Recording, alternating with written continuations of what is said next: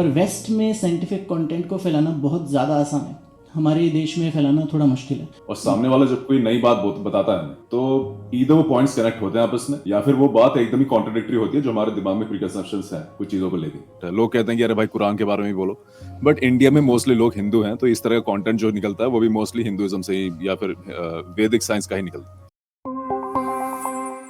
Hello and welcome Shekhar भाई हमारे Thank you. Podcast पे आने के लिए और हमारा इनविटेशन एक्सेप्ट करने के लिए, तो आपका बहुत बहुत धन्यवाद।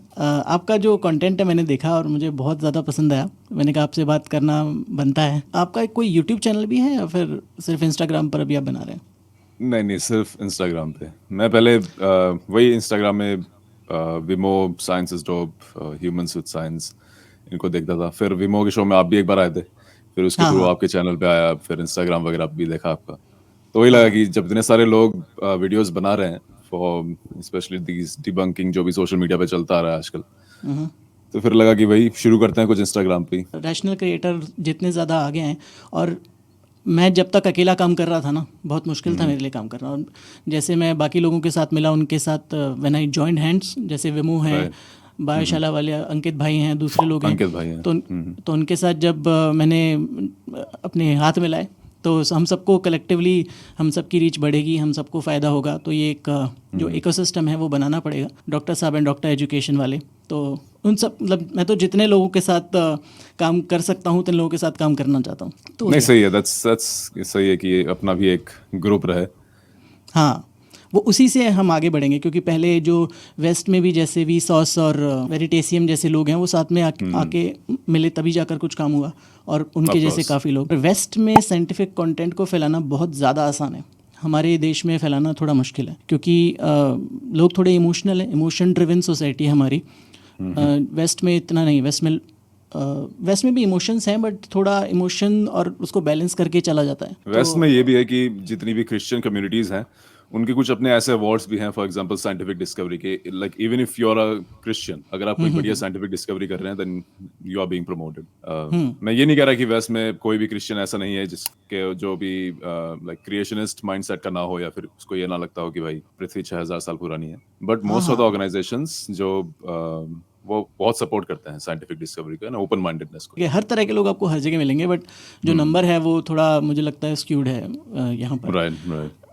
और दूसरा फर्स्ट अमेंडमेंट भी है कि बोलने का अधिकार है, सच में, कि अगर आप जो भी बोलना चाहते हैं, आप प्रेसिडेंट की भी बुराई करना चाहते हैं, तो आप खुलकर रोड पर कर सकते हैं। बट भारत में अनफॉर्चुनेटली अभी तक ऐसा नहीं है। बेसिकली सबसे पहला सवाल मैं ये आपसे पूछना चाह रहा था, जैसे आप भी उसी रेल में काम कर रहे हैं, काफ़ी हद तक हमारी जो चीज़ें हैं काफ़ी सिमिलर हैं, कि साइंस और सीडो साइंस के बीच का फ़र्क हम बता रहे हैं। जो भी सीडो साइंस फैला रहे हैं उनकी रीच मिलियंस में, आपको पता ही होगा कि, और उनके सामने हमारी रीच बहुत थोड़ी सी मिनिस्कल रीच है एक तरह से। मतलब जो भी रील्स मैं देखता हूँ उनमें देखता हूँ कि 1-1 मिलियन तो लाइक्स ही हैं तो हमारा तो शायद 1 मिलियन तो, मेरा तो कोई आज तक गया नहीं किसी भी तरीके से, बट 1-1 मिलियन लाइक्स हैं, जिस पर 15 से 20 मिलियन जिसमें व्यूज़ हैं, तो उसकी रीच के सामने हमारी रीच कम है अभी फ़िलहाल।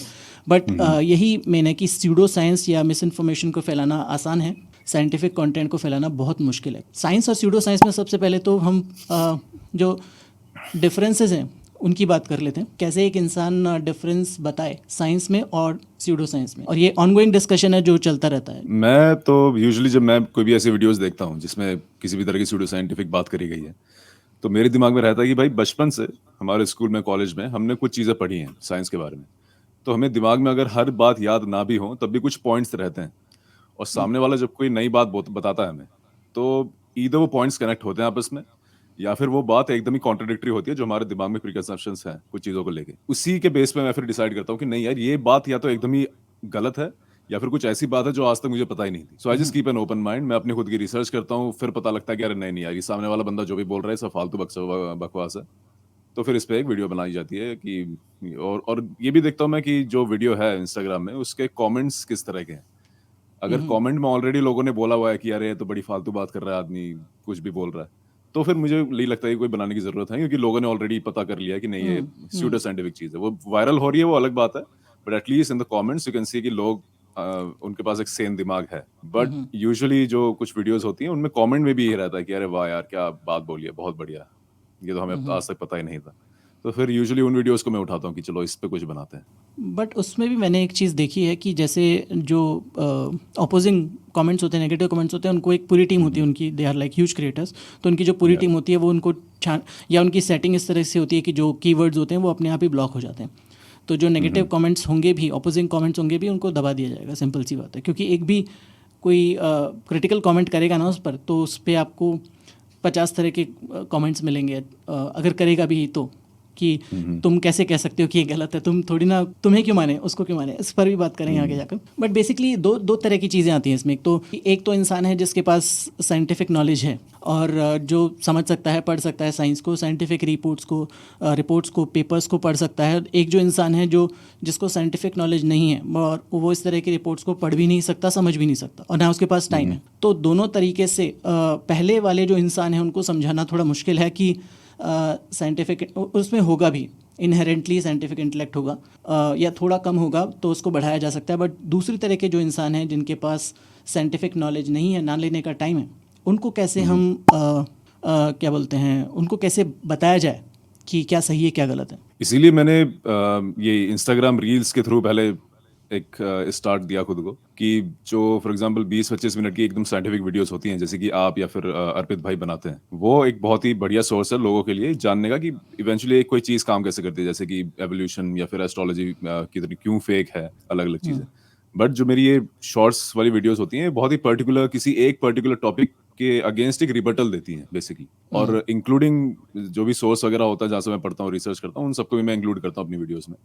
तो एक तरह से वही है कि लोगों के पास भले ही टाइम ना हो चीज को समझने का, बट एटलीस्ट एक वही 1-1.5 मिनट की एक वीडियो है जिससे वो लोग सोर्स देख सकते हैं, कुछ समझ सकते हैं, अपने लोगों के साथ शेयर कर सकते हैं अगर उनके दिमाग में कोई कंफ्यूजन हो कि कितना ही टाइम लग रहा है आपको 1.5 मिनट की वीडियो देखने में। और जितना मेरा रहता है, जितना मैं समझा सकता हूँ उतना मैं समझा देता हूँ। जो ये बिल्कुल सही बात है कि इंस्टाग्राम की जो रील्स हैं या शॉर्ट्स हैं यूट्यूब पे, या जो भी शॉर्ट फॉर्म कंटेंट है, वो सबसे लोएस्ट बैरियर है उस जिसमें एंट्री का, कि कोई भी आकर तुरंत देख सकता है। अब एक जैसे ये Yeah. पॉडकास्ट है 1 घंटे का, 1.5 घंटे का, तो लोग पहले ही घबरा जाते हैं कि भाई इतना देखना पड़ेगा क्या, कि कुछ समझने के लिए। तो वो सबसे बैरियर थोड़ा हाई है हमारे जैसे कंटेंट के, लॉन्ग फॉर्म कंटेंट के लिए। बट बेसिकली मुझे ऐसा लगता है कि ये एक फ़नल क्रिएट कर रहे हैं हम लोग, कि जैसे 1-1.5 मिनट का जो कंटेंट है उसमें हम बता रहे हैं कि हाँ जी ये एक पॉइंट है, बट अच्छे से समझना है इस चीज़ को। अगर आप इच्छुक हैं, टाइम है आपके पास, तो ये रहा बड़ा वीडियो, ये रहा पूरा पॉडकास्ट, आके Yeah, बैठिए, right. काम करते करते सुन लीजिए, देखिए भी मत, हमें देखने से कोई फ़ायदा नहीं है, बट आप सुन लीजिए बस इस चीज़ को, और सुनकर आपको पता चल जाएगा कि हाँ ये इसका डिटेल्ड एक्सप्लेनेशन है, क्यों ऐसा नहीं करना चाहिए। क्योंकि क्यों की बात आप 1 मिनट में नहीं कर सकते, आप कैसे या क्या बता सकते हैं, पर क्यों के लिए तो आपको लॉन्ग फॉर्म में ही जाना पड़ेगा। तो I think it goes hand in hand. या एग्जैक्टली, मुझे भी काफी लोग बोलते हैं कि यार लॉन्ग फॉर्म कंटेंट भी शुरू कीजिए, बट वही है एक तो टाइम नहीं मिल पाता, प्लस जितना भी थोड़ा टाइम वाइम मिलता है उसमें फिर मैं यही नहीं चाहता कि पूरा टाइम मेरा वीडियो क्रिएशन में ही जाए अभी। स्यूडो साइंस और मिस इन्फॉर्मेशन को 3 भागों में हम बांट सकते हैं, मैंने अपने एक रिसेंट वीडियो में बताया था। सबसे पहला जो है वो है जैसे स्पॉट करना सबसे आसान है, कि अंधविश्वास है, टोने टोटके हैं, जादू टोने हैं, भूत प्रेत हैं, इसकी जो ऑडियंस है सबसे ज़्यादा है अनफॉर्चुनेटली। बट इनको देखकर स्पॉट करना बहुत आसान है, कोई नॉर्मल इंसान कह सकता है कि हाँ नहीं ये बकवास है। दूसरा है बैड न्यूट्रिशन एडवाइस, कि भाई हेल्थ एडवाइस, कि ये मत खाओ वो मत खाओ, ये मत करो वो मत करो, काइंड ऑफ थिंग्स। उसको क्या है, ये हिट एंड मिस है, कुछ लोग बोलेंगे हाँ नहीं ऐसा होता है, कुछ लोग बोलेंगे ऐसा नहीं होता। तीसरी तरह की और सबसे मुश्किल टू स्पॉट स्यूडो साइंस है, जिसमें हम बोलते हैं कि हाफ साइंस उसमें घुसड़ा हुआ है और हाफ जो है वो मिस इन्फॉर्मेशन डालती, कि मतलब Right. जो कुछ लोग करते हैं, बड़े बड़े जैसे सदगुरु टाइप के लोग करते हैं, कि जैसे 2 लाइन अपने साइंस की बोल दी, तीसरी लाइन में आपने बोला कि अब ऐसा होता है, उसको उधर ले गए Right. तो ये वाली जो स्यूडो साइंस है उसको पहचानना सबसे ज़्यादा मुश्किल है। तो यही बातें हमको, अगर हम इस पॉडकास्ट के थ्रू बता सकें कि पहले को पहचानना थोड़ा आसान है, बट तीसरे वाले को कैसे पहचाना जाए। एक तो जब भी कोई बंदा एक तो 5 सेकंड वाली बात की extraordinary claims require extraordinary evidence, but अगर आपके सामने फिर भी कोई बंदा इस तरह की बातें कर रहा है, लाइक सदगुरु जैसी बात है कि भाई जब लूनर एक्लिप्स होता है तो आपका जो माला उसने लटकाया था ऊपर वो हिलने लग गया था, या फिर पानी के पास मेमोरी होती है, आप पानी को जो बोलेंगे, अगर गाली दे के बात करेंगे तो पानी फिर जहर का काम करेगी। तो इन सब चीज़ों के लिए अगर आप बोल रहे हैं तो कोई एविडेंस शो कीजिए। ये भी मैं कहूंगा कि लोगों के पास इतना टाइम होता नहीं है टू बी ऑनेस्ट कि एविडेंस चेक करें वो। अगर कोई बहुत सही बड़ा है। साइंटिस्ट है, वो कोई रिसर्च की बात कर रहा है, तो ऐसा नहीं है कि लोग अब उस रिसर्च को जाके चेक करेंगे, वो फेस वैल्यू पे हम्म। एक्सेप्ट कर लेते हैं। अगर हमारे सामने नील डिग्रीज टाइसन आके कोई बात कहे कि भाई जुपिटर में हमें ये मिला है, इस तरह का कुछ एलिमेंट मिला है, जो कि अब मुझे नहीं पता, मैंने वो रिसर्च पेपर नहीं पढ़ा, और मैं हम्म। यूजुअली यही है कि एकदम तुरंत तो नहीं पढ़ लूंगा, क्योंकि नील हम्म। डिग्रीज टाइसन ने ओवर द इयर्स एक अपनी इमेज बना ली है कि जो वो बात बोलता है बंदा, इट्स मोर और लेस फैक्चुअल, मोर और less right. Hmm. Hmm. But यही सेम इमेज लोगों के लिए, लोगों के दिमाग में सदगुरु को लेकर है। तो yes. Irrespective of the fact कि सदगुरु किसी भी तरह का क्लेम करें, वो लोग वापस जाके चेक करने वाले नहीं हैं, क्योंकि उन्होंने आज तक कभी भी नहीं करा। और ये इमेज सदगुरु के लिए बनती कैसे है? क्योंकि लोग सदगुरु के पास जाते हैं जब वो अपने नॉर्मल लाइफ में थोड़े वल्नरेबल होते हैं, थोड़े परेशान होते हैं, और हम्म। उस टाइम में भी सदगुरु की एक आध वीडियोस ने उनकी हेल्प कर दी हो, थोड़ा आई डोंट नो, एक स्लम्प से बाहर आने में, या फिर थोड़ा कॉन्फिडेंस देने में उनको लाइफ में। और फिर उसी चीज पे वो लोग सदगुरु की हर बात को एक्सेप्ट करने लग जाते हैं, जो कि बेसिकली होता है हर बाबा बाबा के साथ, कि आप जब हम्म। जिंदगी में परेशान होते हैं तब आप बाबाओं के पास जाते हैं, वो आपकी इसी चीज का फायदा उठाते हैं, एंड देन आपसे इमोशनली कनेक्ट कर जाते हैं। Then they almost yes. Take a position of God in your life, कि आप मेरे भगवान के खिलाफ बोलेंगे तो भाई मुझे बहुत बुरा लगेगा, मैं आपके खिलाफ खड़ा हो जाऊंगा। एंड सिमिलरली आप अगर मेरे गुरु के बारे में बोलेंगे कुछ भी, तो मैं आपके अगेंस्ट खड़ा हो जाऊंगा, इर्रिस्पेक्टिव कि आप मेरे गुरु ने कितनी भी गलत बात करी हो, कितनी भी इलॉजिकल बात करी हो। तो जो वो तो स्टार्ट है इस रिलेशनशिप का, कि जी। सदगुरु वगैरह जो भी है, इस रिलेशनशिप का जो स्टार्ट है वो फ्रॉम इमोशन है ना। मैं अगर किसी साइंटिस्ट को फॉलो करता हूँ तो वो फ्रॉम इमोशन नहीं करता। अगर वो बंदा यूट्यूब पे दो चार वीडियोस बनाने लग जाए कि और उसमें गलत इन्फॉर्मेशन देने लग जाए, तो मैं उसकी चैनल को देखना बंद कर दूंगा, because the trust has been broken. Yes. वही है कि लास्ट के पॉडकास्ट में भी हम अर्पित भाई से ये बात कर रहे थे कि भक्ति कल्चर जो है भारत में, कि लोग राइट। किसी इंसान वही इमोशन ड्रिवन सोसाइटी वाली बात आ गई ना, कि इमोशन ड्रिवन है सोसाइटी के। एक बार मैंने किसी इंसान को पकड़ लिया, उसकी 4 अच्छी बातें सुनी, 5वीं बात में उसने अपना मोड़ लिया रास्ता, और वो लेकर चला गया मुझे कहीं और। वो किसी भी वही। इंसान के लिए हो सकता है, वो किसी एक साइंटिस्ट के लिए भी हो सकता है, जैसे आपने कहा, बहुत सही बात है। तो वहाँ पर वही वाली बात आती है, सबसे ज़्यादा इम्पोर्टेंट जो हम हर वीडियो में बोलते हैं कि हमें भी मत मानिए जो हम बात कर रहे हैं। अभी वही हमारी रीच एग्जैक्टली। बहुत छोटी है, मान लीजिए बहुत छोटी रीच है, पर कल को मान लीजिए मिलियंस ऑफ फॉलोअर्स भी हो जाएं, तो भी मुझे ब्लाइंडली मत मानिए। मैं जो बात कह रहा हूँ वो मत मानिए। मैं जो रिसर्च पेपर का एविडेंस दे रहा हूँ अपने डिस्क्रिप्शन में, पिन कमेंट में, वहाँ से जाकर देखिए, उनको खुद पढ़िए अगर पढ़ सकते हैं तो, एग्जैक्टली। और तभी उसको मानिए क्लेम को। भक्ति मत कीजिए कि ये इंसान तो कुछ कर ही नहीं सकता गलत, और इसका तो कुछ जो सब बोल दिया उसने वो बिल्कुल सब सही है। वहाँ पर प्रॉब्लम सबसे बड़ी आती है। एग्जैक्टली। इसीलिए वही कि मैं भी अपने सारे जितने भी साइटेशंस होते हैं वो सब दिखाता हूँ स्क्रीन में, एटलीस्ट क्लिप कट का, आई मीन स्क्रीन शॉट्स लेके, या फिर कुछ भी जैसा भी पॉसिबल हो यस। सके। एक चैनल है यूट्यूब पे, आई थिंक बी स्मार्ट करके या कुछ नाम है, आई मीन नॉट श्योर। उसने बड़ा अच्छा काम करा है। वो एक उसके पास एक लिंक है, और उसने हर वीडियो में उसने जितनी भी पब्लिकेशंस या रिसर्च पेपर वगैरह यूज करे हैं, उनको वीडियो पर वीडियो के हिसाब से अरेंज करा हुआ है उस वेबसाइट पे। So it's really good. अच्छा। आप जा सकते हो, आप देख सकते हो कोई उसने किस वीडियो में कौन कौन से रिसर्च पेपर्स का यूज करा है। सो मैं भी ऐसा कुछ सोच रहा हूँ, बट लेट्स सी। हाँ ठीक है, वो भी सही है, पर वो भी वही करेगा जिसको ज़्यादा इन्फॉर्मेशन चाहिए होगी। जैसे डिस्क्रिप्शन में हम डालते हैं, कितने लोग खोलकर डिस्क्रिप्शन चेक करते हैं? बहुत कम लोग होंगे जो किसी वीडियो का डिस्क्रिप्शन चेक करेंगे। तो आजकल मैंने पिंड कमेंट में भी डालना शुरू कर दिया कि भाई डिस्क्रिप्शन नहीं खोल रहे हो तो कमेंट तो देख लो कम से कम कि एटलीस्ट आप उसमें जाकर देख लो। मेन वही है। सही बात है। यहाँ पर जो बात इस डिस्कशन से आई कि आपको क्यों माने और उनको क्यों ना माने जिनकी ज़्यादा रीच है, मेन तो वही है कि किसी को मत मानिए। जैसा अभी डिस्कशन की बात चल रही है कि किसी को भी मत मानिए। मेन तो वही है कि जो फैक्ट और एविडेंस की बात कर रहा है, जो रिसर्च पेपर की साइटेशन दे रहा है, उसको मानिए, उसकी बात सुनिए, और डबल चेक कर लीजिए अगर आपको प्रॉब्लम मतलब लग रहा है कि वो it's too good to be true kind of a thing है। नहीं, मेरा एक ये पेज बनाने के पीछे ये भी रीजन था कि एक सेकंड बेसिकली एक रिबटल रखना इन सब चीज़ों के सामने, क्योंकि ये इंस्टाग्राम में बहुत ज़्यादा चल रहा था। स्पेशली जो हिंदुज़म में वेदों में साइंस ढूंढने का कॉन्सेप्ट है। लोग कहते हैं कि अरे भाई कुरान के बारे में ही बोलो, बट इंडिया में मोस्टली लोग हिंदू हैं, तो इस तरह का कंटेंट जो निकलता है वो भी मोस्टली हिंदुज़म से ही या फिर वैदिक साइंस का ही निकलता है। बट एनीवे, ये बहुत ही बढ़ने लगा था एक तो इंस्टाग्राम में, और मेरा पॉइंट सिर्फ इतना था कि भाई मैं एक अपोजिंग व्यू रखूं इन सब के सामने। आपको डिसाइड करना है, मैं आपको अपनी तरफ के एविडेंस दूंगा, वो लोग आपको उनके तरफ के एविडेंस देंगे, आपको फिर फाइनल डिसाइड करना है कि भाई किसकी बात सही है। ये तो सबसे बड़ा ये दुखती रख पर आपने हाथ धर दिया कि ये जो सबसे ज़्यादा कमेंट्स आते हैं ना अभी भी, कि वही वाली बात है जिस पर वीडियो बना बना कर थक गए मेरे जैसे लोग और बहुत सारे लोग कि भाई ये पर तो भी वही 4 तरह के कमेंट्स आते हैं। बट ठीक है, मुझे लगता है कि वो कमेंट्स भी आने चाहिए ताकि मुझे पता चले कि हाँ और ज़्यादा लोग हैं जो मान रहे हैं उस चीज़ को, कि तो क्यों मुझे अपना काम कंटिन्यू करना है। जिस दिन ऐसा होगा कि उस तरह के कमेंट्स आना बंद हो जाएंगे या कम हो जाएंगे तो हम बोलेंगे कि हाँ ठीक है, हमारा काम अब कम करना चाहिए कुछ और करते हैं फिर। हाँ, और क्या, कुछ और करते हैं, मूवी रिव्यूज करते हैं अब। या वही है। तो इसीलिए इस बात में मैं हमेशा बोलना चाहूँगा कि जैसे एक चीज़ है जो स्ट्राइकिंग सिमिलरिटी मुझे लगी, पता नहीं किसने बोला था, नील डिग्रास टाइसन ने बोला था या किसी ने बोला था कि अगर आप साइंस की सारी किताबों को हटा देंगे, मतलब दुनिया से सारी साइंस की किताबों को हटा देंगे, तो भी ऐसा होगा कि 500 से 600 हज़ार साल में वो सारा का सारा साइंस वापस आ जाएगा उसी फॉर्म में, एग्जैक्ट सेम फॉर्म में। बट आप ये सब बाकी चीज़ों के साथ नहीं होगा। बिल्कुल बिल्कुल, कल्चर अलग होगा। हाँ और क्या, बिकॉज साइंस एक जस्ट स्टडी है नेचर की। साइंस की किताबें तब चेंज होंगी जब हमारे नेचर के लॉज चेंज हो जाएंगे या फिर हम किसी और यूनिवर्स में किसी दिन जाएंगे। बट धर्म का तो वही है कि आपके दिमाग में जो है आपने लिख दिया किताब में, अगर कुछ लोगों को पसंद आ गया। अभी आप मान लीजिए मैंने कोई नया धर्म बनाया, वो लोगों को पसंद आ गया, वो जो हमारी सरकार है उसको भी पसंद आ गया, सरकार ने पूरे इंडिया में प्रोपोगेट करना शुरू कर दिया, बस बन गया नया धर्म, 1000 साल तक वही चलेगा। अब मैं कुछ भी लिख दूं इस किताब में कि भाई पृथ्वी स्क्वायर है, तो बाकी सब चीज़ें बिल्कुल पलट पुलट के वापस नहीं आएंगी सेम तरीके से, बट साइंस पलट कर वापस आ जाएगा।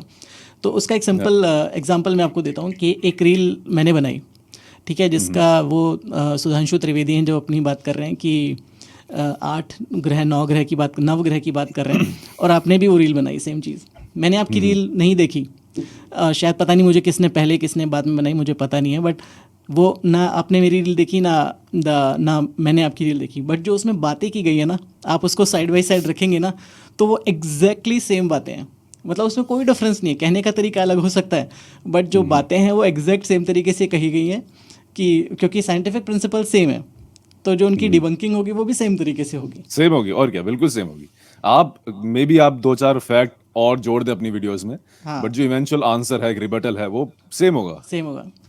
क्योंकि वो बात जो कह रहा है उसको आप उसी तरह से रिबटल करेंगे उसका। तो ये बात इससे सिद्ध होती है। अगर कोई देखना भी चाहता है ना तो आप जरूर उसको साइड बाय साइड देखिएगा। अब ये बताइए, जब हम अपने घर में पूजा करने बैठते हैं तो पंडित जी क्या बोलते हैं? ब्रह्मा मुरारी त्रिपुरांतकारी भानु शशि भूमि सुतो बुधश्च और गुरुश्च शुक्रः शनि राहु केतु सर्वे ग्रहा शांति करो भवन्तु। ये सारे ग्रहों के नाम केपलर ने बताया, ये संस्कृत वाङ्मय में पंडित जी ने बताया। ना केपलर ने बताया ना पंडित जी ने बताया। अगर हम प्लूटो को प्लेनेट मान ले तो 9 में से शुरुआत के 6 यानी मर्करी, वीनस, अर्थ, मार्स, जुपिटर, सैटर्न, इनको देखने के लिए आपको किसी टेलीस्कोप की जरूरत नहीं है और इसीलिए इनकी डिस्कवरी का क्रेडिट भी किसी को नहीं दिया जाता। केपलर का लॉ ऑफ प्लेनेटरी मोशन से प्लेनेट की खोज का कोई लेना देना है ही नहीं। नवग्रह और सोलर सिस्टम में जो सिमिलैरिटी है, यानी कि मार्स, वीनस, मरकरी, सैटर्न और जुपिटर, ये प्लैनेट्स किसने खोजे, कब खोजे, सबसे पहले किसने देखे, इसका कोई भी रिकॉर्ड नहीं है। क्योंकि ये प्लैनेट्स आसमान में साफ साफ दिखाई देते हैं, तो कोई भी राम देखे या शाम देखे, सभी को सेम तरीके से दिखाई देंगे। एग्जैक्टली। अब अगर कोई क्रिश्चियन बंदा आ जाए कि भाई मैं आपके नवग्रह को डिबंक करूंगा, मैं अपना पॉइंट ऑफ व्यू, उसका एकदम अलग होगा।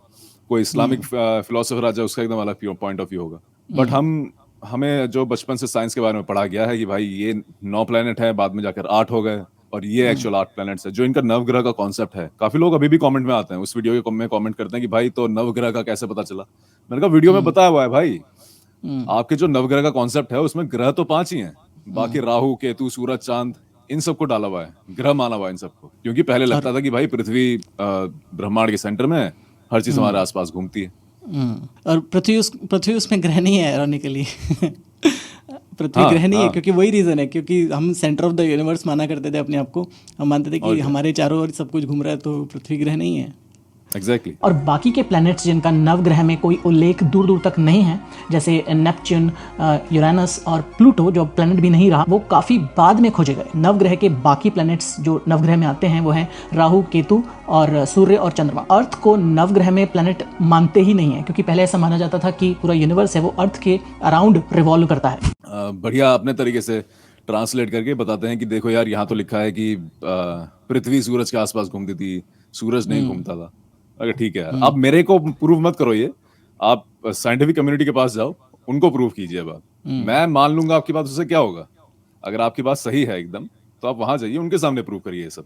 हाँ, बट इसमें दुख की बात क्या है? दुख की बात एक आजकल जो पिछले सिनेरियो चल रहा है, बट जो साइंटिस्ट है ना वो खुद भी इस भक्ति मोड में आ गए हैं कि भाई, और खुद ऐसे ऐसे स्टेटमेंट दे रहे हैं। तो मुझे वो चीज़ थोड़ी लगती है कि वो जब ऐसा हो जाएगा ना, तब और ज़्यादा लंबे स्केल पर तो लोग कहेंगे कि देखो, क्योंकि आजकल कमेंट क्या आते हैं कि देखो तुम्हारा वो साइंटिस्ट भी तो ऐसे बोल रहा है। तब उनको बोलना पड़ता है कि भाई साइंस और साइंटिस्ट बिल्कुल अलग अलग हैं। साइंटिस्ट कुछ भी करे, कुछ भी बोले, उससे कोई फ़र्क नहीं पड़ता। बट वो एक कंसेंसस जो क्रिएट होता है ना, उससे वो यही स्यूडो साइंस के फेवर में ही जाती है वो बात, कि जब आप बोलते हो कि विमानास्त्र तो हमारे पास सदियों से थे और आज से नहीं है वो चीज़। आई थिंक एक डॉक्यूमेंट भारत सरकार का था जिसमें बोला गया था कि विमानास्त्र टेक्नोलॉजी, भारत सरकार का डॉक्यूमेंट था कि विमानास्त्र की जो टेक्नोलॉजी हमारे पास बहुत वैदिक काल से थी। तो ये जो एनसीईआरटी में डाली गई है बात। एनसीईआरटी ने मतलब एक डॉक्यूमेंट है भारत सरकार का, और शायद उसको बाद में रिमूव कर लिया गया, बट मैंने उसका स्क्रीनशॉट ले लिया था रिमूव करने से पहले, और उसको मैंने अपने एक वीडियो में डाला भी था कि ऐसा उन्होंने उसमें लिखा हुआ है। जब चंद्रयान अभी चंद्रयान 3 की लैंडिंग हुई थी, उसके बाद का एक डॉक्यूमेंट आया था जो एनसीईआरटी या किसी टेक्निकल भारत सरकार की वेबसाइट पर वो डॉक्यूमेंट था बेसिकली। तो उसको मैंने अपने वीडियो में डाला था कि देखिए, सरकार खुद इस तरह का स्यूडो साइंस प्रमोट कर रही है, तो उसका क्या किया जाए फिर? सरकार तो करेगी, सरकार का तो काम है। स्पेशली बीजेपी गवर्नमेंट अभी से नहीं, पहले से करती थी। वाजपेयी जी के टाइम पे उन्होंने इंडस सिविलाइजेशन को इंडस सरस्वती सिविलाइजेशन के नाम से प्रमोट करना शुरू किया था, ताकि जो अच्छा। सरस्वती नदी की बात करी गई है वो प्रूव हो जाए, और उसके थ्रू हमारे वेद प्रूव हो जाए, और उसके थ्रू ये प्रूव हो जाए कि भाई संस्कृत 5,000 साल पुरानी लैंग्वेज है। तो अच्छा। इस तरह की चीजें तो रहती थी हमेशा से, किसी की इर्रेस्पेक्टिव की किसकी गवर्नमेंट आए। बट या Indian, from an Indian perspective, mostly BJP ने ही इस तरह की चेंजेस करना शुरू करा है। जो गुजरात में एक मैंने किताब पढ़ी थी कि उसमें लिखा था कि जो ब्राउन लोग होते हैं इंडिया के, दोज आर परफेक्ट ह्यूमंस। किस पर्सपेक्टिव से? कि भाई भगवान ने लोगों को अवन में डाल दिया पकने के लिए, तो जो कम पका वो वाइट बन गया, जो ज्यादा पके वो लोग ब्लैक्स बन गए, जो एकदम परफेक्ट टाइम के लिए पके अवन के अंदर वो इंडियंस बन गए। ये स्कूल में करी गई हैं सब बातें। रेड बना रहे हैं तो कि हाँ, इंसान बना रहे हैं हम मतलब लोग। अवन में डाल के इंसान बना रहे हैं। अब वो पता नहीं कौन सा इनका प्रोसेस चलता है भगवान का, बट एनीवे इस तरह की बातें स्कूल में करी जा रही हैं और बच्चों को शुरुआत से, बचपन से पढ़ाई जा रही हैं। तो तो आई जो थिंक दिस वेस्ट इज में, वेरी हाँ वेरी हार्मफुल हमारे एग्जैक्टली फ्यूचर तो के लिए। वेस्ट में जो वाइट सुप्रीमेसी का जो चलता है वो भी इसी वजह से बिल्कुल है ना, बिल्कुल। कि हम वाइट हैं क्योंकि हम प्योर हैं, और तुम बाकी सारे कलर के हो तो तुम इम्प्योर हो क्योंकि तुम्हारे अंदर बिल्कुल। भगवान ने इम्प्योरिटी डाली है। तो एग्जैक्टली सेम फिनोमेना हर जगह चलता है बेसिकली। उसको बस नाम बदल दीजिए, इंसान बदल दीजिए, सेम चीज़ चलती है। अमेरिका में मैं तो बल्कि इवन जो मेडिकल फील्ड थी उनकी 1940s तक, 50s 60s तक, वो ब्लैक लोगों के लिए अलग तरह के कुछ मेडिकल ट्रीटमेंट्स कर दी थी, क्योंकि उनको लगता था कि भाई नहीं नहीं, इनकी बॉडी अलग है, बायोलॉजी अलग है। हम्म, वो तो तो बहुत सारी। आज जो इतने बनते हैं कि भाई हमें साइंस की सारी नॉलेज है, आपको ज्यादा पीछे जाने की जरूरत नहीं है। 50-60 साल पीछे जाएंगे तो आपको पता लग जाएगा कि अमेरिका की सच्चाई क्या है, कितनी घटिया काम करे उन्होंने। बिल्कुल बिल्कुल, वो तो बहुत सारी मूवीज़ हैं, डॉक्यूमेंट्रीज़ हैं, टीवी बहुत शोज़ हैं। सारी, हाँ बिल्कुल। बिल्कुल उसमें उनकी सोसाइटीज़ अलग बनाई जाती थी, उनके बैंक्स अलग बनाए जाते थे। एक मूवी अभी मैं देख रहा था कुछ साल पहले, द बैंकर करके, उसमें सारा बताया गया है कि उनकी जो कम्युनिटीज़ होती थी वो बिल्कुल अलग होती थी। वाइट कम्युनिटीज़ अलग होती थी, और उनमें एक भी ब्लैक इंसान को घुसने नहीं दिया जाता था। उनके बैंक अलग बनाए जाते थे। तो जो मूवी बैंकर है वो उसी पर बेस्ड है कि कैसे ब्लैक लोगों के लिए अलग से बैंक बनाए जाते थे जिसमें गोरे लोग नहीं आते थे, और ब्लैक लोगों को गोरे लोगों के कम्युनिटीज़ में, बैंक्स में, प्लेसेस ऑफ वर्शिप में जाने की इजाज़त नहीं थी। हाँ, इस मूवी का मैंने निपट्स देखे हैं थोड़े थोड़े। हाँ, ये बहुत अच्छी मूवी है, बहुत अच्छी मूवी। ये आई थिंक मुझे पता नहीं कौन से प्लेटफॉर्म पे थी, बट ये देखनी चाहिए हर किसी इंसान को जो कि इक्वालिटी में मानता है ना, उसको हमेशा ये मूवी देखनी चाहिए। तो बेसिकली अपन अब बात करते हैं कि how to develop rational thinking. अगर कोई इंसान है तो उसको क्या स्टेप वाइज क्या फॉलो करना चाहिए अपनी रैशनल थिंकिंग को रैशनल, लॉजिकल, साइंटिफिक बनाने के लिए। अब ऐसा कोई, मतलब आपका भी शायद यही कहना होगा कि ऐसा कोई एक पर्टिकुलर स्टेप नहीं है जिसको आप लेंगे और आप रैशनल बन जाएंगे, but it's kind of a process. बहुत लंबी जर्नी होती है। मुझे भी याद भी नहीं है कि ऐसा कौन सा टाइम था जब मेरा धर्म से पूरा भरोसा उठ गया। But I think if you want to kind of give it a shot, अगर आप रिलीजियस भी हैं, अगर आपको रैशनैलिटी और एथिज्म, एग्नोस्टिसिज्म वगैरह को एक शॉट देना है, then you can start with religious people itself. अगर आप विवेकानंद को भी पढ़ेंगे तो वो तो खैर धार्मिक थे, बट उन्होंने रिलीजन के बारे में कुछ ऐसे पॉइंट रखे थे अपनी किताब में जो मुझे हिट करे। For example, I mean true religion is when you realise yourself. उसके अलावा आपका और कोई धर्म नहीं है, आपको हिंदुइज्म, इस्लाम इन सब में मानने की कोई जरूरत नहीं है। आप अगर समझते हैं कि आप किस तरह के विचार रखते हैं, आप किस तरह से सोचते हैं, तो वही आपका धर्म है। तो ये मैं पहले बचपन में पढ़ा था, मम्मी के पास थी विवेकानंद की किताबें, तो मैंने वहीं से शुरू करा। उसके बाद फिर वही जो ट्रेडिशनल बुक्स चलती हैं हमारे सर्कल में, सेपियंस वगैरह, वो सब आई, उनको मैंने पढ़ा। फिर उससे थोड़ी नॉलेज मिली, क्योंकि अगर आपको धर्म छोड़ना है तो आपको पहले पता होना चाहिए कि भाई दूसरी साइड में है क्या। कि अगर मैं यहाँ से, अगर आप क्रिश्चियन हैं, अगर आप क्रिएशनिज्म की बात छोड़ रहे हैं, तो आपको आइडिया होना चाहिए कि भाई उस तरफ फिर क्या है, ये बिग बैंग, एवोल्यूशन, ये जो बातें करी जा रही हैं, ये क्या है, इनको पहले समझता हूँ थोड़ा। तो फिर मैंने उनकी किताबें पढ़नी शुरू करी, सेपियंस पढ़ी, ग्रेटेस्ट शो ऑन अर्थ, ये सब किताबें पढ़ी, एवोल्यूशन को थोड़ा समझा, क्रिएशनिज्म, जो big bang, after big bang जो यूनिवर्स बना, उसको थोड़ा समझा। फिर लगा कि यार ये सब बातें थोड़ी सही हैं। मैंने ऐसा नहीं था कि मैं उनको हमेशा से धर्म के ऑपोजिट रखता था कि भाई ये धर्म में इस तरह की बातें करी गई हैं और इस किताब में एकदम ऑपोजिट है, तो मैं अब उस किताब को मानूं। मैं बस फॉर सम रीजन उसी साइड ज्यादा चला गया। जो धर्म पर जो एक भरोसा था, एक ट्रस्ट था, वो अपने आप थोड़ा कम होता गया, क्योंकि बचपन से इतनी बातें बताई गई हैं और इवेंचुअली जब आप बड़े होते हैं वो सारी बातें झूठी साबित होती हैं कि नहीं ये तो सिर्फ कहानियां है, तो सिर्फ कहानी। तो आई थिंक वही है कि उसी धीरे धीरे आप, मैंने किताबें पढ़ी, थोड़ा ओपन माइंड रखा, यूट्यूब था, इंटरनेट था, उसमें मैंने सर्च करने लगा कि भाई का अलग अलग चीजें कैसे काम करती हैं। जो वेरिटाजियम है, वीसॉस, कुर्ज़गेज़ाक्ट वगैरह, ये लोग बहुत अच्छा एक एक्सप्लेनेशन देते हैं अलग अलग चीजों को। तो जो कि मुझे काफी बेटर लगी मेरे अपने ट्रेडिशनल रिलीजियस कॉन्सेप्ट से इस दुनिया को समझने के लिए। प्रॉब्लम कहाँ पर होती है, बेसिकली लोग जो इतना डीप रूटेड हैं, जैसे हम सबके परिवार में भी हम ट्रेडिशन को फॉलो करते हैं। हम तो अभी तक ट्रेडिशन को फॉलो करते हैं, राइट। दिवाली मनाते हैं, होली मनाते हैं, क्योंकि ये बहुत सारे लोग जो किसी धर्म में विश्वास नहीं रखते तो भी वो दिवाली मनाते हैं, क्योंकि उनको लगता है कि हाँ मुझे अच्छा लगता है पटाखे चलाना, मिठाई खाना, फेस्टिवल को एंजॉय करना, उसमें कोई बुराई नहीं है। बुराई वहाँ पर आती है जब आप अंधविश्वास और कुरीतियाँ फॉलो करने लग जाते हैं, उनके जो लकीर पीटने लग जाते हैं कि भाई ऐसे मेरे पूर्वजों ने किया था तो मैं भी ऐसे ही करूँगा, मैं भी वही जलाकर ही वो करूँगा और उसके अलावा मुझे कुछ नहीं मिलेगा। तो बेसिकली प्रॉब्लम कहाँ पर आती है कि जो लोग ट्रेडिशनल परिवारों से आते हैं, उनको आप बोलेंगे कि आप रैशनल बन जाओ तो वो कहेंगे कि आप, अच्छा मुझे नास्तिक बनना पड़ेगा।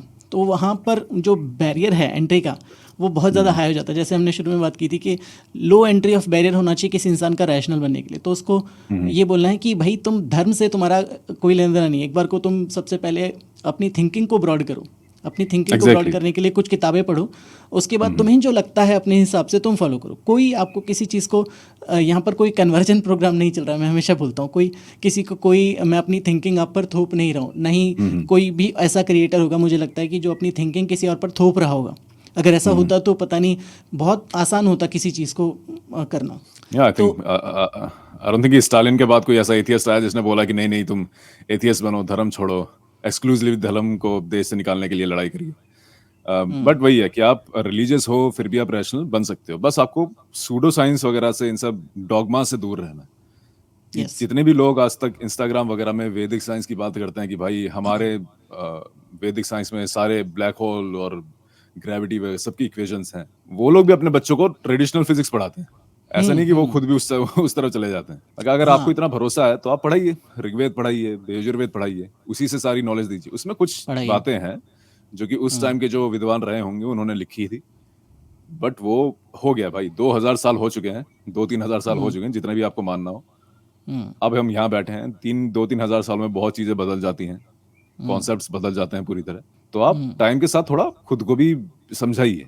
ये चीजें ऐसा नहीं है कि गलत हैं, हिस्ट्री के लिए सही है। उस टाइम के जो भी साइंटिस्ट रहे होंगे उन्होंने अपने हिसाब से उनको जो भी समझ में आया उन्होंने लिखा, पर ऐसा नहीं है कि आप मान लें उन सब चीज़ों को। यस, इसका सीधा सा एग्जांपल है कि जो टेक्नोलॉजिकल स्केल होता है, कि जैसे आज से सिर्फ 50 साल पहले वाली की गई बातों को भी हम आज सिरे से नकार देते हैं, सिर्फ 50 साल।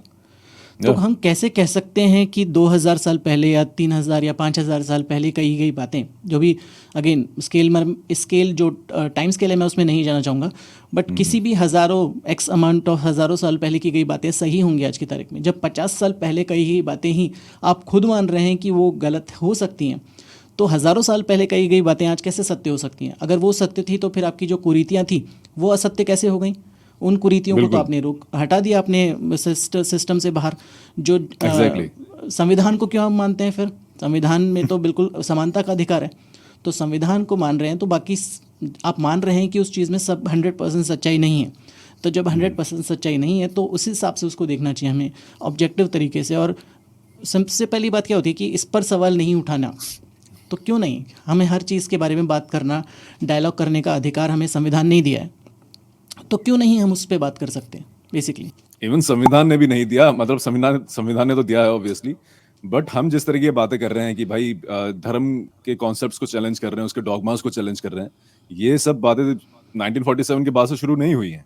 ये इंडियन हिस्ट्री में बहुत पहले से हैं। इंडियन हाँ। हिस्ट्री में सिर्फ वैदिक फिलॉसफी नहीं है, वैदिक फिलॉसफी के अलावा भी और बहुत तरह की फिलॉसफी, इवन सांख्य फिलॉसफी ऐसी है जो कि वैदिक रिचुअल्स में मानते थे पर वो भगवान में नहीं मानते थे। तो ऐसा कहना गलत होगा कि हमारे पास पहले कोई आर्ग्यूमेंट्स नहीं थे या डिबेट्स नहीं थे, लोग करते थे आपस में। वो अलग बात है कि अगर आप बुद्धिस्ट हैं, अगर आप मौर्यन एम्पायर जैसे बुद्धिस्ट था प्रिडोमिनेंटली अशोका के बाद से, और उसके बाद जब पुष्यमित्र शुंगा आया तो वो ब्राह्मण फिलॉसफी का था, तो उसने वायलेंटली बुद्धिज्म को खत्म करने के लिए शुरू कर दिया पूरे देश में। जब उसने बृहद्रथ को मारा, चक्कू मार दिया उसको पीछे से, और उसके बाद अपना पूरा ब्राह्मणिकल वो शुरू वायलेंटली फैलाने लगा पूरे इंडिया में। बट इर्रेस्पेक्टिव ऑफ दैट एक डिबेट कल्चर था इंडिया में पहले से ही, अलग अलग चीजों को लेकर बात होती थी। यस। बट हाँ, वही पॉइंट है कि धीरे धीरे ये सब वायलेंट होने लगा। इवन नालंदा जो थी, नालंदा में वो बुद्धिस्ट यूनिवर्सिटी थी, बट उस वक्त भी अगर आप क्या नाम है, पाणिनि को पढ़ेंगे तो पाणिनि कहते हैं कि बुद्धिस्ट और ब्राह्मण्स दोनों सांप और नेवले की तरह लड़ते थे आपस में, क्योंकि दोनों का वर्ल्ड व्यू एकदम डिफरेंट था। ब्राह्मण्स को लगता था कि भाई दुनिया ये 4 कैटेगरीज में बटी हुई है, बुद्धिस्ट को लगता था कि नहीं भाई सब बराबर है। ऑल तो बुद्धिस्ट कम्युनिटी के भी कुछ लोगों के लिए, कुछ लोगों का वुमेन्स को लेके थोड़े मिसोजिनिस्टिक कमेंट्स थे उन लोगों के। बट उसको अगर हटा दे साइड में, तो एक नॉर्मल अगर आदमी की ही बात करें तो आदमी को लेकर बुद्धिस्ट का अलग था कि भाई नहीं नहीं सब बराबर हैं, आपको जो करना है आप करिए।